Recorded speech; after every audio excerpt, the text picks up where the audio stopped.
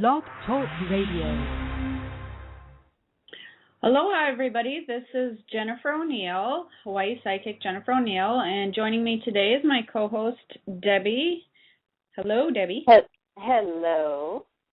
How are you today? Good. Good. How are you doing?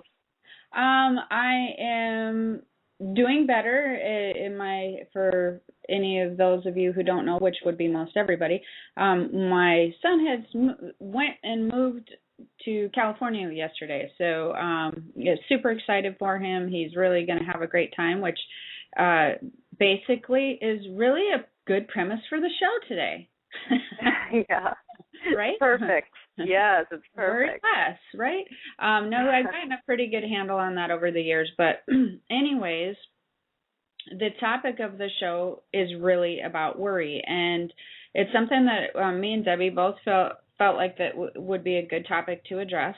And so we're going to talk about that today. And, you know, when we're talking about worry, I find that it doesn't matter if you're a parent or a mother or a father or even a teenager.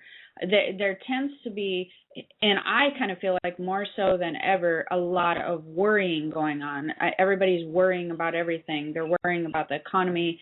They're worrying about their sons and daughters going off to college. They're worrying about, is my son and daughter ever going to do anything out of college? They worry about a lot of things. People have a lot of worry on their plate. And I think that that's actually one thing that most people have in common. And because it's kind of funny and interesting that when you run into those people who really go with the flow of everything and don't worry about much, they really stand out to you, don't they? Yeah. Yeah. They tend to be like, wow, how do you do that? That's like, wow, that's really cool. And so, anyways, we're going to talk a little about that. One of my favorite phrases to worry less, enjoy more, because more often than not, things will work out anyways. And that's really true. I'm going to run you guys through an exercise in a minute, or towards the middle of the show, on how to prove to yourself, because that's really where this comes in, how to prove to yourself that more often than not things will work out anyways. And if you think back, although a lot of people don't like to do that, but to things that you were worrying about yesterday, or better, last week, if you can remember what you were worrying about last week. But see, a lot of times people don't remember. They worry, and then they just forget about it when it works out. You know what I mean? And yeah. Because you worry about little things, right? You worry about, am I going to make it to that appointment on time? Is my kid going to get an A on this test? Is my paycheck going to come at this time? Is my family's going to miss their flight? Do you know what I mean? And so if you think back to probably how many times you worried over the last year, or let's just even say the last month, it could be something, even if you took last month, it could be something like you worried 300 times. And I bet for the most part, you don't even remember 1% of what it was you worried about, because they didn't come to fruition.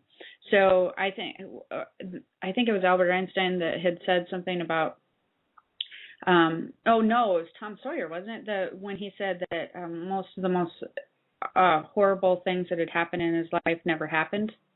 Something right. like, yeah, right. The scariest. That's a good one. Yeah, and I love that because it's really true. And so people worry way too much. I'm not immune to this.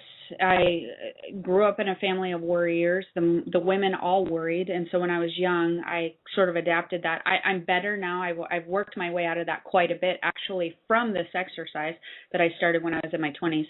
And so I don't worry near as much as I used to. But when I was younger, I used to worry quite a bit. And the thing with worry is that it doesn't change anything. Or does it?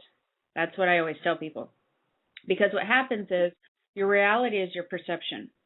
And your perception is formed by thoughts, beliefs, and experience.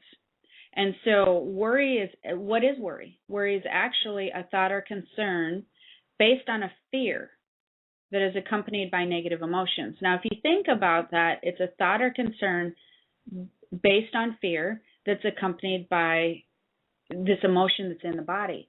When emotions accompany your thoughts and images in the mind, so these thoughts or concerns, and they're strongly felt in the body, it really creates a perfect storm of worry. And the problem with that is, if anybody knows about the law of manifestation, the law of attraction, or any of that, you're solidifying with your spiritual body. Once you start really feeling that in the body and just being really sure that this worry or fear is going to turn into something, once you start really feeling that, it sort of begins, what it does is it begins to solidify that in the spiritual body as a fact. So what happens is, worry is a general concern. Worry is, if you want to break it down, worry is a general concern of an outcome of a situation that is not based on fact, but and it's backed with no substantial proof of the outcome that will indeed be negative. So your worry is based on nothing. It's not based on a fact. It has no substantial proof that it's going to happen. But your mind goes straight to what you think is going to happen with no evidence that it will. And then it manipulates your thoughts to just figure out how this negative event's a possibility. And so, you're really sitting there worrying about something that you don't know is going to happen one way or the other. There's no proof it's going to. You're concerned, and so you just start thinking up all this stuff. You start figuring out, your mind starts figuring out, okay, how could that happen? It could play out this way, and it could play out that way. So what happens with that is a number one problem. But the second problem that you have with that is, the more you worry and do all those things that I just said, the more worry will solidify itself in your mind as a belief or fact. And so that's a problem, because it accompanies the feeling in the body. It starts to solidify it as a belief or fact. So you start with a worry that's based on nothing, really. It's just a concern that something negative may happen. You start to wrap yourself up in it so much of this concern that your mind starts playing it out on how it could happen. And then all of a sudden you see all these things, how they could happen, and all of a sudden it becomes a very strong belief in your mind that it will happen that way. And that is really interesting to me, because when you get to that point, and this was interesting to me in my own life, because I started thinking, why does my mind always go to, like, it's almost like from being around people, from hearing other people who worry, from me growing up in a family of worry, like of the women worrying all the time, it's like that your mind automatically, you almost, when you worry about something, you almost want to try to figure out how this negative thing can happen. And so why do you never figure out how that can't happen? Why does that always happen? That used to make me crazy. So when you get to that point, what's interesting about a belief is, now a belief means that you believe and you're certain, or that a certain outcome will happen in the future. And the thing with a belief is, they may or may not even be realistic. So your mind just starts going crazy time on you at this point. And again, you have no substantial proof that things are going to turn out the way you expect them to, yet you're still expecting it to turn out the way in which you believe it will. So it's like a catch-22. So people are worrying way too much about things that are not even really on the radar as a possibility for any reason. They just go to the first negative outcome. And why do people do that? Well, I think that they do that because they want something to happen so badly in one direction that it almost feels too good to be true. So you really start wanting this certain outcome in a positive way, and that just, nothing positive ever happens in your life, or people around you will be going, well, you better have your bases covered in case that doesn't happen. So you're always trying to back it up with something else other than the positive thing happening in your life. And so then you start to worry that this positive thing's not going to happen. It just becomes less realistic that maybe the positive thing would happen versus the negative thing happening. So then all of a sudden you start worrying about it. You start worrying, well, what if this, well, for instance, my son moving to San Diego, moving to California, as a mother, or even if your kids go to college or those things, one of the first concerns is you want them to have a good trip. You want them to be able to adapt to their surroundings. And the reason for that is because you go to your own experience. Your own experiences are, there's usually been places you've had a hard time adapting to. And so you don't want them to ever experience those things. So you worry about it. You want it to be good. You want it to be happy. The simple fact of the matter is, when it comes to a situation like this, what I've come to realize also is that's not, everything isn't always going to work out perfectly, but it does most of the time. And when it doesn't, that's how you learn. That's how you grow. That's how you become just smarter. That's how we become wiser in our old age. For instance, one of the things my son did before he left, had I not let him do this, he actually got a tattoo the night before he went on the airplane. Have you gotten a tattoo ever, Debbie? What's that? Have you ever gotten a tattoo? No. No. Yeah, me neither. But have you had friends that have gotten them? Yes. Okay. Yes. And the amount of pain, and they swell and all that kind of stuff. Yes. Before he left, I was a little worried or concerned that this was not the best idea, but because he's getting to the age, I want him to start learning from his own experiences. Because if I were to tell him not to do it, it would be a control thing on my part. He would believe. It wouldn't just be because I had more experience, right? He would be like, okay, you're trying to tell me what to do. And he's, we wouldn't argue about it or nothing, but that's where you get them going the other direction. So he makes his tattoo appointment. He thinks he's going to be home in 4 hours, which is weird because it's like his 5th tattoo. And he gets home at 1 a.m. and he's like, worst idea I've ever had. Worst idea. Like, he goes, as an adult, that was a learning experience for me. Wow. I see that I actually had to have him repeat it. I'm just like, seriously, just hear you say that you made the worst idea? That was like your I told him something else, then I would have just been worrying too much. Mom, you worry too much. He tells me that all the time. Mom, you worry too much. It'll be fine. And of course, when he went on the airplane, because of tattoos and whatever, and he got it on his foot, which how your feet can swell on an airplane anyway. So now yeah, swollen, and he has to deal with that. And so he gets to the place and he tells my friend, "Yep, this was the worst idea I ever had." Oh my gosh. Because yes, his foot's swollen. I'm even a little bit worried about that today, but tattoos, that's what happens. He learned. The swelling will come down. He'll never do that again. I mean, he loves it now. He even loved it after he got it, but he had learned from it. So it's things like that we worry about. And to tell you the honest God truth, I worried about it a little bit, allowed him to have the experience. And now that it's swollen, I'm, as a mom, you worry a little bit more because he's not where I'm at. But the simple fact of the matter is the swelling will go down. The tattoo will be fine. You don't hear many people going to the hospital because of tattoos, whatever. And so, it'll all turn out okay. And the worry would have been for nothing. And he learned a really important lesson. Does that all make sense? Yeah. And going back to when you were talking about it starts to solidify, when we worry, we hold on to that, and it can also wreak havoc on our bodies. Oh yeah, as well. It's a very good point. What worry does when you begin to play out, it's really interesting. If everybody could really take the experience that they have when they worry about something and turn that into a manifestation process into something positive, they'd really get what they were missing when they're trying to do the law of attraction. Because when you start to worry about something, you turn it into a whole experience. Your stomach starts turning. You start to visualize it in your brain. You start to play out the negative thing, almost like a role-playing thing in your head, right? And your body begins to mimic how you would feel when it turns out this horrible way. You know what I mean? So you begin to mimic this negativity and how you're going to handle it when it turns out terribly. And, you begin to role play in a sense of this future event, but it's all in your head and in your stomach and in your body.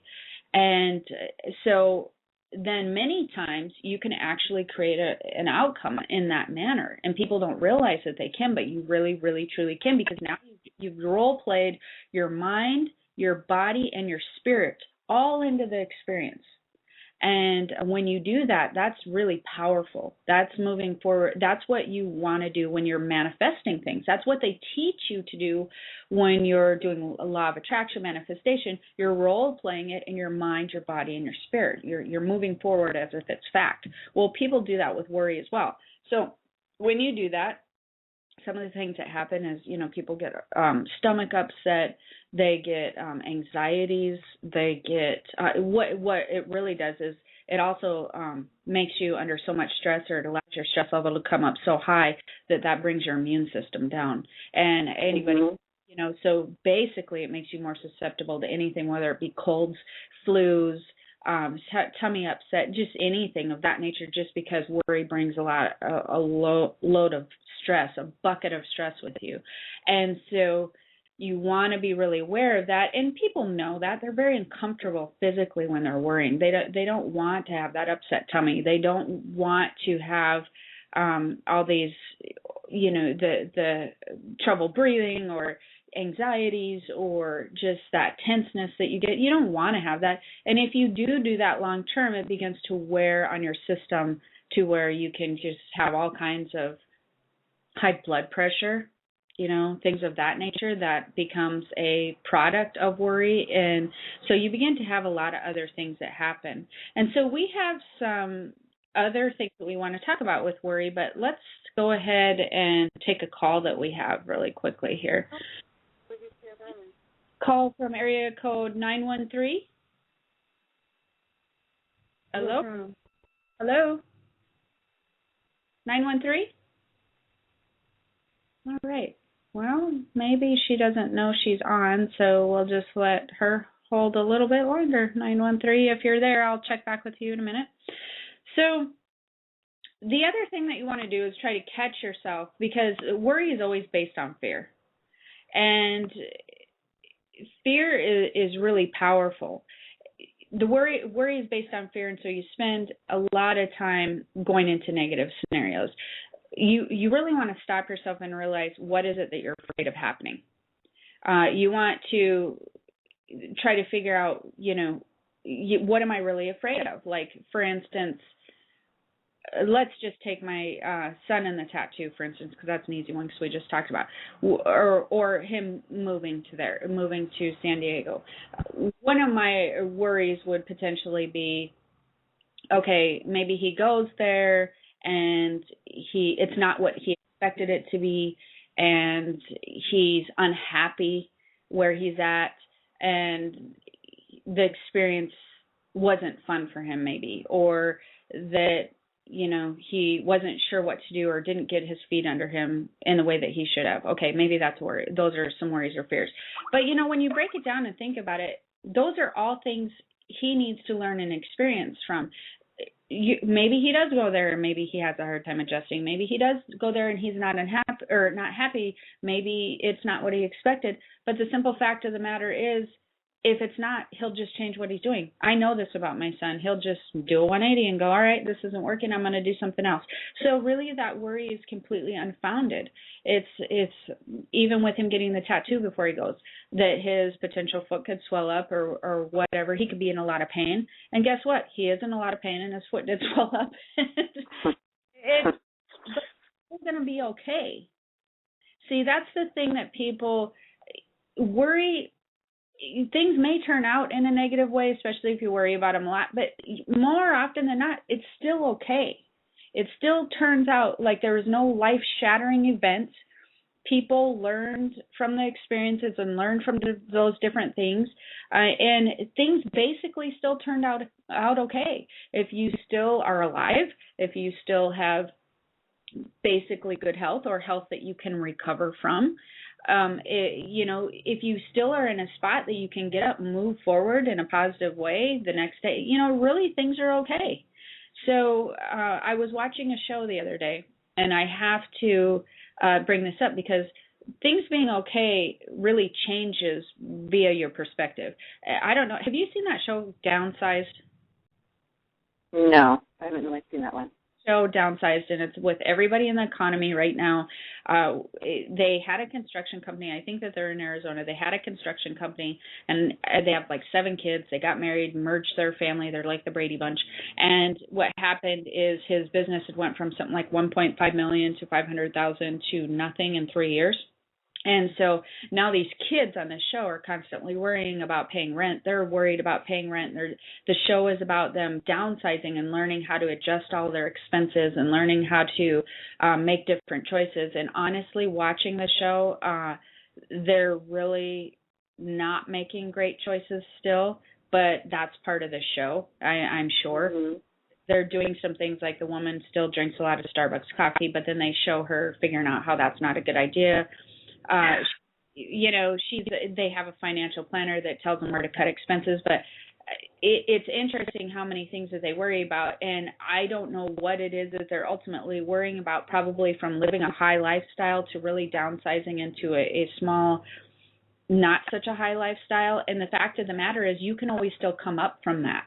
You can stop. Many people in this economy today don't realize, and I know many of them myself personally, that were in the construction industry, one of their worries is, selling off everything they own and getting down to the basics and not living that lifestyle they used to live, and worrying of how people will look at them, and they're very uncomfortable not being able to go out and spend this and live the lifestyle they were living. But once you come down and minimize everything down to the bare essentials, you can rebuild. You can come back up from that. And so that show is really kind of interesting because in my opinion, they're doing a horrible job of downsizing, because you got to see the house that they're in, that they can't barely pay rent in half the time. And the kids know a little bit too much about what's going on in their situation. But if they didn't, you wouldn't have a show. So I'm sure that it's really good. But so that, which brings me to my next point. Worry is also being too rigid in your thought pattern. When you worry a lot, it's believing that there are limited outcomes to any given situation. You're really limiting yourself, and it's really true. You only worry about certain outcomes happening. You very limit yourself, limited outcomes, and you spend most of your time focused on the worst possible outcome. And with the truth be told on this, there's so many variables to every outcome that it'd be actually mind-boggling if you sat down and played out every scenario in your head. So people need to understand that, first of all, worry is based on fear, so you need to figure out what your fear is and begin to address, okay, let's just say that did happen. How can we recover from that? You want to go to that place. You want to go to, okay, let's just say the worst possible thing happened, like the San Diego thing. My son was totally unhappy. What would happen at that point? Well, he'd move. What would happen if you downsized everything into this little teeny unit? Well, you'd rebuild. Because you built a business one time before, you'd begin to rebuild. And so let's move the fear out of the way by figuring out what it is. And then let's stop being too rigid in your thought pattern, which is figuring out there's so many variables. Well, this could potentially happen. We'll use the San Diego thing again. Maybe my son goes there, he's unhappy, but maybe he works through that when he learns the area and there's a time period for adjustment. Maybe it's a short period of unhappiness. Do you see what I mean? There's so many variables to any given situation. What is it that you worry about a lot? You were talking about before coming from a pattern, a line of warriors, the women in your life, and that is exactly how I was. My mother worried, my grandmother's worried, and so I would worry. It's from the second, like the kids were born, I would worry about every little thing. And then I realized how to break that pattern, because like you're saying, nothing is going to come from the worry. And then the worry is just a projection of something's going to happen. And what had happened was, through all the years of worrying about the kids, they can sense that and they can feel that. And then my youngest daughter, she started to get a little bit of anxiety and just she has a severe nut allergy, and so she carries an EpiPen. So for me, that cranked up the volume on my worry. I would worry if there was a walnut within a 10-foot vicinity. And I realized that absolutely was, not the right thing to do. Nothing good came from that, and it made her stressed out. So I had to really back way up and trust. We have educated her. She has the tools, to, in case anything goes wrong. She has her Benadryl. She has an EpiPen. She's very, very careful. Thank God everything is pretty much labeled like crazy these days. But I just had to learn to cut that pattern, stop that worry, and trust in the decisions that she was going to be making. And that made everybody feel better. Feel better. How long has she had to carry the EpiPen and had the major allergy? Since she was 4. She's 17 now. She's carried it. And how many times has she had to use the EpiPen? Let me knock on wood. None. See, there we go. Like, that's a perfect example. Yes. She has never had to use it one time, and if she did, she'd be totally prepared because she is educated. She's 17. She's a smart girl, and that's why she has the EpiPen, and that's why she's been educated. But 13 years, had you still continued on that pattern for 13 years, and I get that as a parent, I totally get that. But you're right. At some point, you have to just let go. You really do. And I have a good example. I want you to tell me if you have any others, and then we'll take some callers here.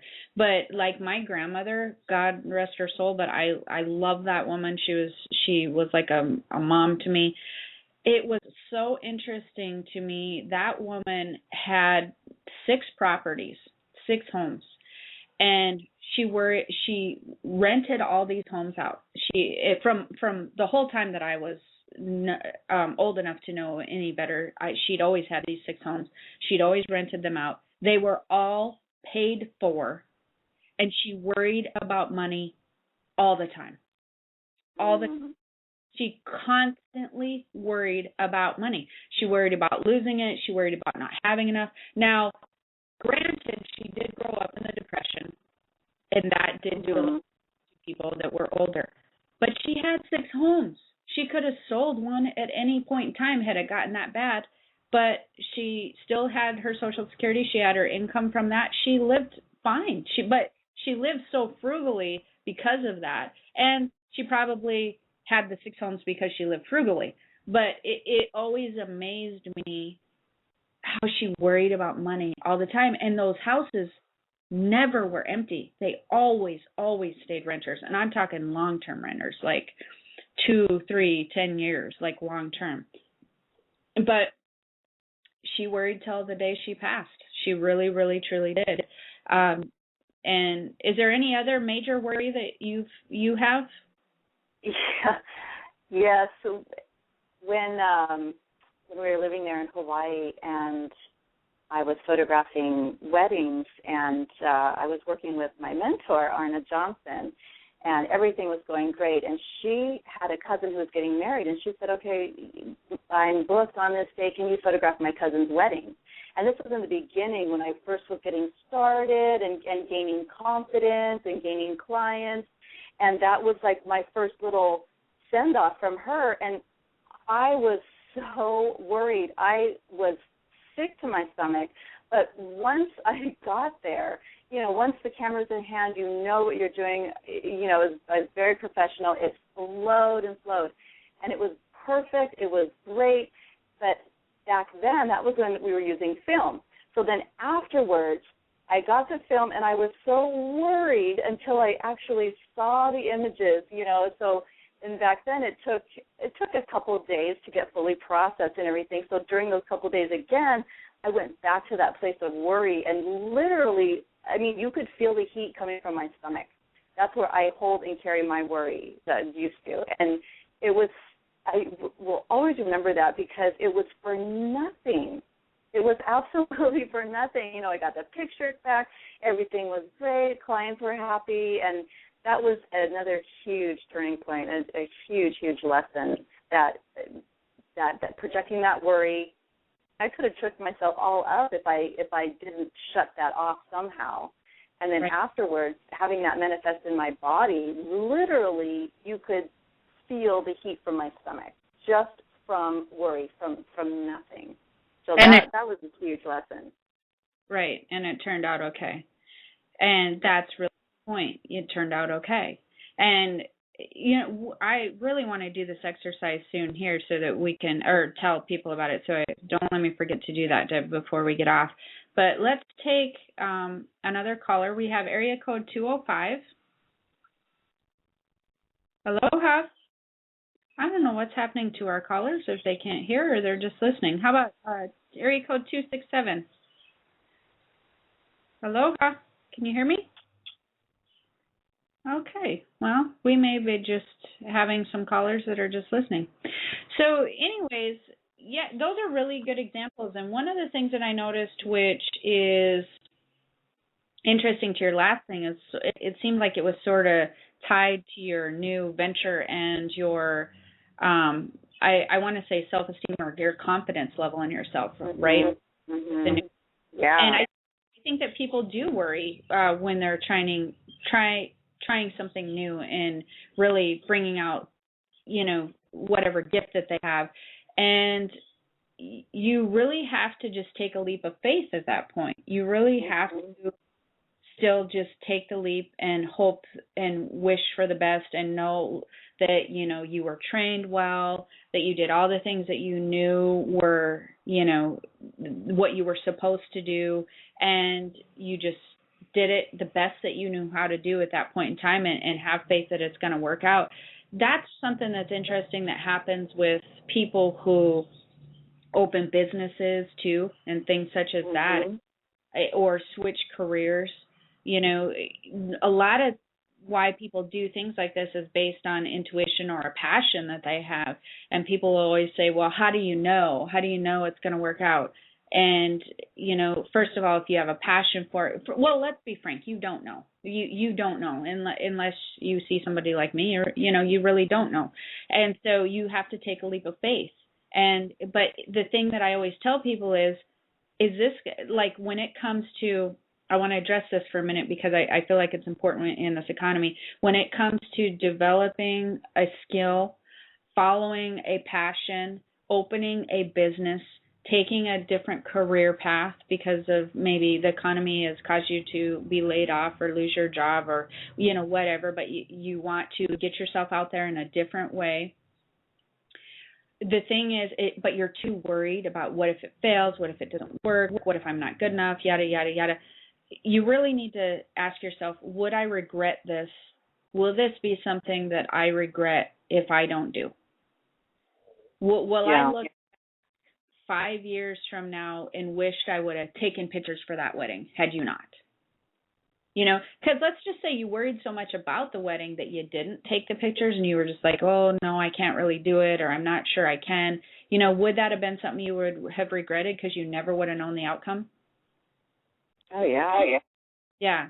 And you can't get that back. You can't go back in time. There's no way to do that. And so you really need to, when you worry yourself up into a knot like that, if you're going to move forward with confidence, but just take a leap of faith. That's really, really important. And so one of the exercises, and people need to realize too, before I get to the exercise actually, since we have a little bit of time, worry is normal to an extent. Like everybody's going to worry about it. You know, you're going to worry about things here and again. The point of this program is not to put worry completely out of your thoughts. And good God, you're going to worry if you're a parent. I don't know how that you can't. But the thing is it's okay to have it come into your mind, and it's okay to do that. But you don't want worry to hang out and occupy your thoughts more often than anything else. That doesn't work very well. You know, that manifested into something completely different. So one of the ways to break yourself of the habit of worrying is it's a really good trick that I learned a really long time ago. I feel like I'm old when I say really, really long time ago. But anyways, it's a great thing, and it what it does is it helps you understand some of the things that you're worrying about that are really going to turn out okay anyways. Is you take a piece of paper and you write down everything that you're worried about right now. You write down, it doesn't matter if you're worried about bills, if you're worried about school, a relationship, your kids, a job, something that's happening at work, whether you want a promotion or you think that you're going to get laid off or something. You just take everything out of your head and you put it down on paper, everything you can think of. And you want to make sure you put everything down that you can think of, because that's a cool part about the experiment. So then I want you to seal the envelope and put it somewhere you will remember, like maybe by your bills or whatever, or I don't know, just someplace that you know you'll remember, with a date on it to be opened in 3 months. And in 3 months, you go back to the envelope and you will be shocked at how many things have turned out just fine or was like a moot point altogether. And I did this when I was younger. I learned this experiment and I thought, does this really work? Like, I started really going, I really wonder if how this is going to work for me. Like, am I really worrying? Because at the time I thought, I really am worrying about important things. I'm worrying about things that I know I should be worrying about, right? And so I wrote everything down on this list and I put it in a sealed envelope and put it in a cupboard. And for weeks, I remembered a lot of things I wrote on the list. And then by the time it comes to like 3 months, or I think I opened it 4 months later or something, by 3 months, you don't remember most everything that's on the list. In fact, I was shocked at when I opened it. Some of the things I'd written on the list, I didn't even remember. Like I was so, it was so foreign to me that I was like, really? This was a worry? Whatever, that was nothing. Why was I worrying about that? It was the most hilarious thing to me to open this that long later. And then I did that once or twice, and I started realizing there was so many things that I had gotten myself into the habit of worrying about on a daily basis or a weekly basis that were just such a moot point that that really helped break my habit of worrying, is because they begin to seem silly to me. Does that make sense? Yeah. That's a great exercise to do, to physically see. Yeah. Well, and because it's in your own words, it's very personally addressed to your own situation in your life. And so it's your own teaching experiment to you. So anybody who's on this call listening to this podcast, I really want you to do this, because you'll be shocked, and it's almost funny. I was surprised. Like, I expected to go into the list, and there was I expected to have like 3 big things that maybe still hadn't been resolved, because that's another thing. I tend to worry about things that I don't think is going to be resolved in a timely manner, so like they're going on for way too long and there's no end to the stress of whatever situation I'm talking about, and so I would think, oh, this isn't going to be resolved, or I just figured I'd open it 3 months later, they'd be still things that were on my worry plate, and they would have had valid concerns because the things I was worried about happened that way. I laughed at some of the things I was worried about. I remember just giggling at, like, really? It made me poke fun at myself, and it was really funny. At the time, it wasn't funny at all. But looking, I was just like, this is hilarious. And then I was also surprised that there was a few items I remember that I felt like were longer term worries that we're going to probably go into when I opened up the envelope again. And everything on the list had already resolved itself. Everything. There wasn't one thing that I was still worrying about. It had all resolved itself. And nothing had turned out badly. Not one thing on my list had turned out badly. Nothing. They had all actually had a way better outcome than I had ever expected and would have ever expected when I wrote the list. Isn't that fun? And yes, that is. And isn't the key to that exercise and the worrying and the fear is just to let go, just to let it go. Oh, absolutely. That's so hard for people, though. But that is so. I think that this exercise really helps is because I find that myself, people worry about things like, am I going to make it to this appointment on time? Did that show record? Am I going to have time to make dinner? I forgot about doing the laundry. Oh man, I never picked up my kids' lunch stuff. So how are they going to be disappointed and not have a good lunch tomorrow? It's things like that. It's like a consistent everyday stuff that you do that people tend to worry about. Of course, you worry about the big things like your kids moving away and whatever. But if you think about it, I mean, for instance, what do you think that you worry about, like, on a weekly or daily basis? Do you remember anything you worried about in the last couple days? Wow. Let's see. Yeah, quite a bit right now. In the last couple of days, we have this major project, which is our TEDx event coming up on Saturday. And it's not that I'm projecting worry, but it's just there's a lot going on right now. And then it's always, the kids too. Not so much kids anymore, but right. So it's not a huge, major projected worry. It's just so-and-so hasn't checked in, and then I don't start to worry, but it's just kind of, if we miss a curfew, it's like I'm thinking I need to trust, I need to let go, and I go through all those little steps now. Yeah. Trust, let go. I know she's safe. Do that gut check that we have talked about before.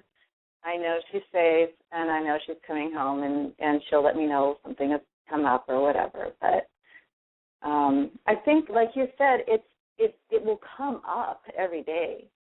It's right. just a matter of how we deal with it. And not allowing it to occupy your thoughts. Exactly. Not allowing it, letting it, like you said, letting it go. Allow the worry to come in, allow it to be there for a minute, and allow it to go out. Don't park it there. Don't park it there. Let it drive through. Because park it there, it's stuck in your system. And what I mean by that is it's stuck in your spiritual body, it's stuck in your mind, and it's stuck in your physical body because it begins to manifest. That's when it's a problem. Don't allow it to park there. Allow it to just drive through. Right. And right now, I'm at a place where I have just really learned to let go of that worry and just trust and take those leaps of faith. Keep moving forward. And as you said before, worry is based on fear. It is a hard thing to do, but realizing that the worry, the thoughts, the fear, it's nothing tangible. There's nothing there. But when we move forward and take action, it kind of dispels all of that. Right. And like you said, you did your exercise and everything you wrote down about what you were worried about, and then later looked at it 3 months. That's a great exercise to break that pattern. And that's exactly where I'm at right now. I know everything works out. I know if I think something should work out a certain way and it doesn't, and I'm constantly trying to move forward in that direction that's not flowing, I learn to just step back and realize there's another route to where it is I need to be. Right. Well, and I have to. There was a couple of things I was thinking about too when you were talking about your stuff you had been worried about with the TED event. With my son moving, I had been worrying about, okay, is he going to get everything he needs? Is he going to forget something like his charger? Is he going to do, what if he does forget something important, to where I dreamt about it the night before? And, my thing is always, I always want everybody to have a good flight, because that 6-hour flight from Hawaii is always such a long one. Is he going to have a good flight? And the most hilarious thing is I started thinking to myself, what if he does forget something? I to him, like this whole post office thing we got going on, eventually there. What I did to, so I just would put it out of my head, is I said, give me your phone, and I just jotted a list down on his notepad on his phone, and I made a list of everything that I wanted him to just check off or in his mind, go over, make sure he had all that in his carry-on before he left, and once I did it, I was good. And I thought, and I let it go because I thought if he did forget anything else off the list, put it in a mail thing, I'll just mail it to him. We're good to go. And the flight, because he made the horrible decision of getting the tattoo, he was up so late that he slept the whole entire flight but 20 minutes. So just like these little things, you just, for me and as a parent, you always want your kids to be safe, to be comfortable, and to make good choices. Okay, well, most of the time they're going to be safe, especially if you educate them and they're smart people. And let's face it, they're just not going to make good choices. Always. That's how they learn. That's how we learn. And they're not going to always be comfortable because we're not always comfortable, and that's how you learn to make better choices, right? But we have to know that they're temporary, and that, again, not park it there. Because most of these things that you worry about are really temporary situations. Mm-hmm. Things they're temporary. The flight is temporary. If he forgot something, that's temporary.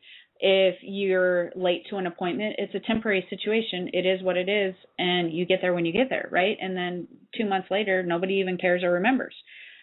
These types of things, they're usually temporary. The next thing you know, that's what I noticed on that piece of paper is those things that I had worried about were so temporary to my life at that moment 3 months ago that they meant nothing to my life really, essentially, for the most part, 3 months later.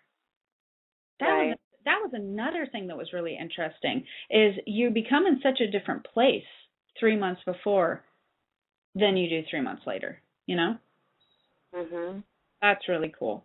But the kid thing, the letting go is really what you have to do there. I think that you're really, onto something with that for sure. But it's not easy. It's not. It's not easy, and it's different tools work for different people, and it is a practice. It's definitely a practice, especially if you grow up with the worry, or if you've worried all your life. All of a sudden, to have someone say, "Oh, let it go," and then it's hard to break a pattern. But it's absolutely doable. It is doable, and one of the hardest things that people have when they're trying to learn to let go is when you let go, you must relinquish the need for control. That's true. Yes, you want to control the outcome. You want to control the situation. That's huge right there. Yes, and the problem with that is most of the time is, when you're worrying about or let's just say about flight or something, I can't control all those aspects of all those people and all the things that they're doing. You can't control, your daughter and the traffic and the things that are happening, and you want to be in control. And so it comes to a point where then if they do something that made you upset, it can be like, well, you should have left earlier. You should have done this. You should have done this, so I wouldn't have worried. You should have. That's all control. And so you must relinquish the need for control. And if you, what would it feel like if you released the need for control over other people and what they were doing, and you just let go? Like everybody, even your children, and you just, because your children are basically adults as well as mine, you just allowed and relinquished the control, and you just allowed them to be. If you sit there and think about that for a minute, it just, you all of a sudden you will have a feeling of just things coming off your shoulders. You have a feeling of relaxation that comes over you. Because freedom. Yeah, when you're trying to control an outcome of a situation, like I said, it always involves other people. And when you're working with stuff like that, what happens is you're working with resistance a lot of the time. So those people are not in a state of flexibility. They're in a state of also, wanting to do their thing and control their situation. So what happens is everybody, is trying to fight for control of, like let's just use your daughter. Imagine that she was a little bit late. Let's say she was 10 minutes late or 15 minutes late, and you know that she wants to be there, and it makes you a little bit upset as a parent, although I'm sure you don't say anything. But I know it gets frustrating where you're thinking, why can't you just leave a little earlier? And you may not say that, but I always think the same thing, but they don't. And she's struggling for a little bit of control in her life, of, well, I'm an adult and I'm safe and you should know me by now and I have a phone and everything's good. So there is a little bit of her wanting control over what she's doing and you wanting control and nobody having control over other people driving on the streets. So there's all of that. And so it becomes where you're trying to force something to happen in a certain way, so it doesn't work really well. The other thing that I find very interesting when I'm talking about relinquishing the need for control is an illusion. Because people don't realize this, but control is all an illusion. You will never be able to control anything, any situation, or anyone without consent. I don't care if they're 81 years old or 2 years old. Can you repeat that, what you just said? That control is an illusion. You will never be able to control anything, any situation, or anyone without their consent. That's good. Ever. Like I said, I don't care if they're 81. I don't care if they're 2.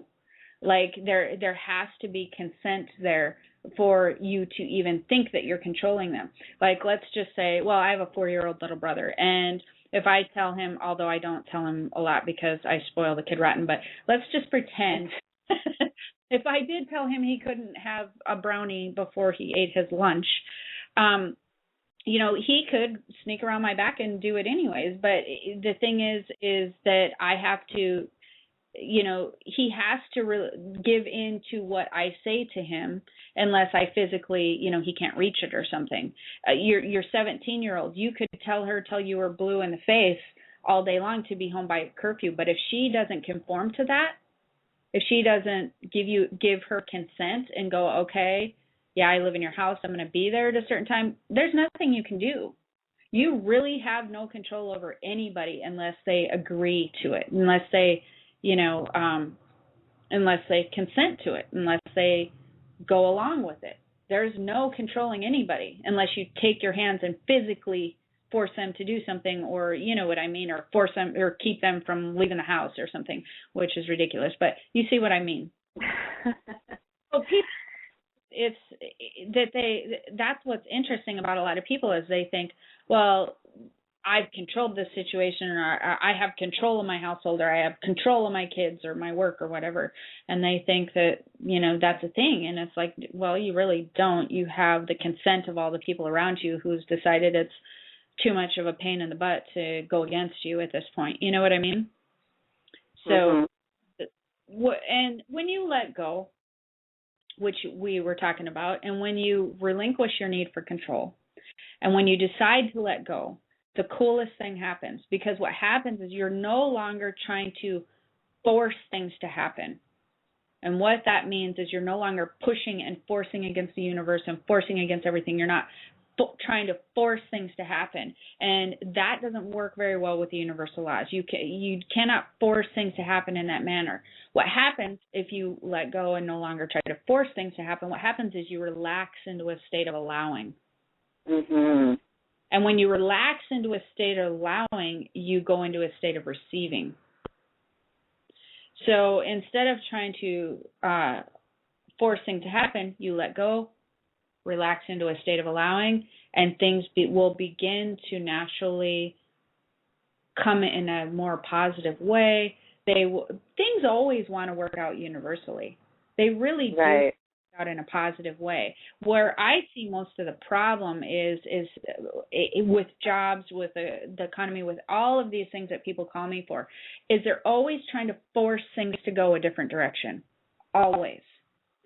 For instance, people searching for jobs, they don't go search for jobs that they would love and enjoy, and based on based on what they hope to have happen and then just relinquish that to the universe and go keep applying and go do other things. They don't just keep moving forward. They worry about the jobs that they really decided that they want. They try to force it to happen.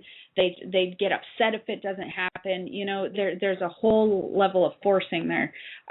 You really just need to let go of the outcomes and allow things to work themselves out. You know, you do what you can. You take action, like you said.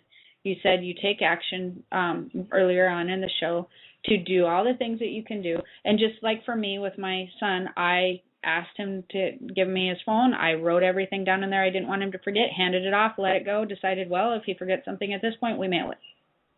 You know, so you take a little bit of action to do whatever you can if you're worried, and then you let it go and you move on to something else. Not easy, but it can be done, right? Absolutely. So, do you have any other comments left on this before we wrap it up? You know, it's funny. I was getting the visual of when you were talking about control, and there was about 6 months ago, I was taking a road trip with someone, and I was the driver.